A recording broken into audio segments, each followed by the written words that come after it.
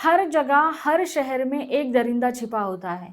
लेकिन क्या हो अगर वो दरिंदा वर्दी पहनता हो या मुस्कान के पीछे छिपा हो? यही एक लाइन परिभाषित करती है भगवत चैप्टर 1 राक्षस को। एक ऐसी फिल्म जो सिर्फ कहानी नहीं सुनाती, बल्कि सिस्टम, ताकत और खामोशी की परतें उधेड़कर नीचे सड़ते सच को सामने लाती है। नमस्कार, आप सभी को दीपावली की हार्दिक हार्दिक शुभकामनाएं और welcome to the Moksha show. मिलिए एसीपी भागवत से, एक ऐसा आदमी जिसका गुस्सा ही उसका हथियार है और उसका जख्म भी।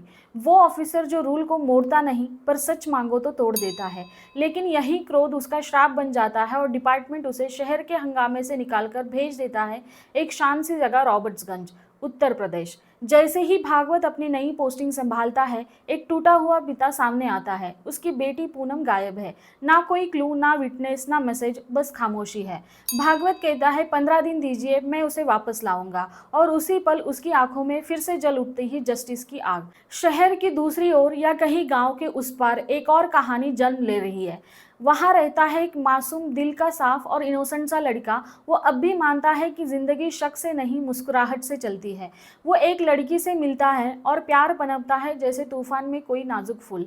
लेकिन वही तूफान उस रोशनी को निगलने लगता है, क्योंकि जहां एक कहानी खिलती है वही दूसरी खून से भीगने लगती है।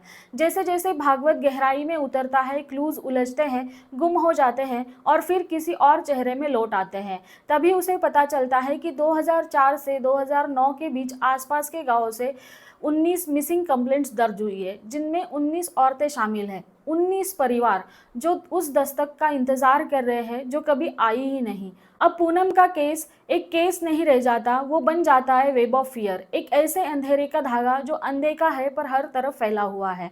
भगवत खड़ा है फेथ और फैक्ट के बीच, उस सच्चाई की तलाश में जहां खामोशी भी झूठ बोलती है। और यही कहानी लेती है अपने सबसे तीखा मोड़, क्योंकि भगवत चैप्टर 1 राक्षस याद दिलाती है जस्टिस इमोशन से नहीं, प्रूफ और एविडेंस से चलती है। पर जब प्रूफ मिट जाते हैं और दिल लहूलुहान हो जाता है, तो असली इंसाफ कौन करता है?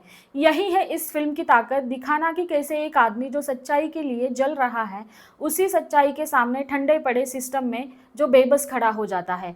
परफॉर्मेंसेस इस कहानी को सिनेमा से ऊपर उठा देती है। अरशद वारसी जी एज अ भगवत एक इंसानी तूफान है। उनकी आंखों में वो क्रोध दिखता है जो सिस्टम और ह्यूमैनिटी दोनों से लड़ रहा है। जीतू भैया मासूमियत और मजबूती का एक ऐसा बैलेंस लेके आते हैं कि हर सीन एकदम रियल लगता है।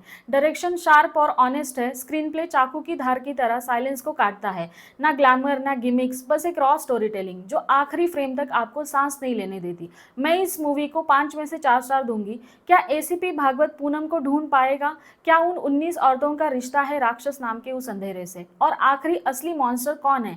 अंधेरे में छिपा कातिल या वो साइलेंस जो उसे बचा लेता है? भगवत चैप्टर 1 राक्षस का नाम ही इशारा करता है कि आगे भगवत चैप्टर 2 भी आ सकता है। हालांकि कहानी चैप्टर 1 में ही पूरी तरह खत्म हो जाती है। जानने के लिए आपको खुद उतरना होगा इन सायों में।